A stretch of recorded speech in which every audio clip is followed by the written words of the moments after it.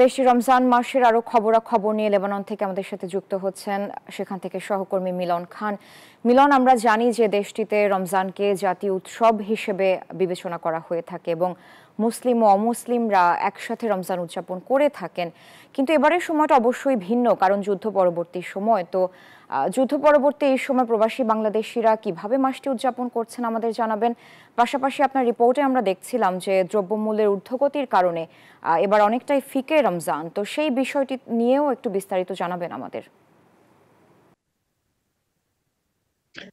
জি, ধন্যবাদ সারা। যেমনটি বলছিলেন যে লেবাননে কিন্তু অনেক সম্প্রদায়ের লোকেই এখানে অত্যন্ত সৌহার্দ্যপূর্ণ পরিবেশেই কিন্তু তারা সকলে মিলেমিশে একসঙ্গে বসবাস করে। এবং এখানে যদিও মুসলিম সম্প্রদায়ের লোকেরাই বেশি রয়েছে, তারপরেও অন্যান্য ধর্ম অবলম্বনকারী যারা রয়েছে তারা কিন্তু এই রমজানকে বিশেষ একটা প্রাধান্য দিয়েই থাকে। তবে প্রবাসী বাংলাদেশি যারা আমরা লেবাননে অবস্থান করছি এই মুহূর্তে, তারা কিন্তু একটা নতুন অভিজ্ঞতা নিয়ে রমজান শুরু করতে হয়েছে। কারণ আপনারা জানেন যে লেবাননের যে যুদ্ধ পরবর্তী সময় কিন্তু এখন আমরা পার করছি, সুতরাং আমাদের মাঝে কিন্তু একটা অর্থনৈতিক চ্যালেঞ্জ কিন্তু মোকাবেলা করেই চলতে হচ্ছে। তবে সবচাইতে প্রবাসী বাংলাদেশিদের যে ভালো দিকটি বা পজিটিভ সাইড, সেটি হলো আমাদের মাঝে অর্থাৎ প্রবাসী বাংলাদেশিদের মাঝে যে একটা পারস্পরিক যে সহযোগিতা, এটি কিন্তু অনেকটাই ভালো এবং সকলে কিন্তু একে অপরকে সর্বাত্মক সহযোগিতা করে চলছে এখানে।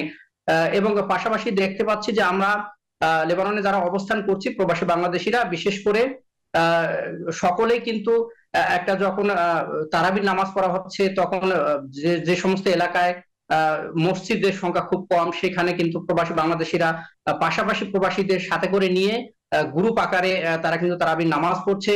এবং ইফতারির সময় কিন্তু যারা অর্থনৈতিকভাবে পিছিয়ে রয়েছে তাদেরকে ইফতারি বাসায় কিন্তু পৌঁছে দেওয়া হচ্ছে।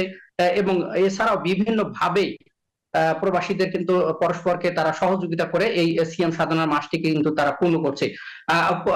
পক্ষান্তরে আরেকটি কথা বলতে হয় যে প্রবাসী বাংলাদেশিরা যারা অর্থনৈতিকভাবে একটু পিছিয়ে পড়েছে তাদের কিন্তু বিভিন্ন সংগঠন, অর্থাৎ প্রবাসী বাংলাদেশিদের যে বিভিন্ন সংগঠনগুলো রয়েছে তারা কিন্তু তাদেরকে সর্বাত্মক সহযোগিতা করছে।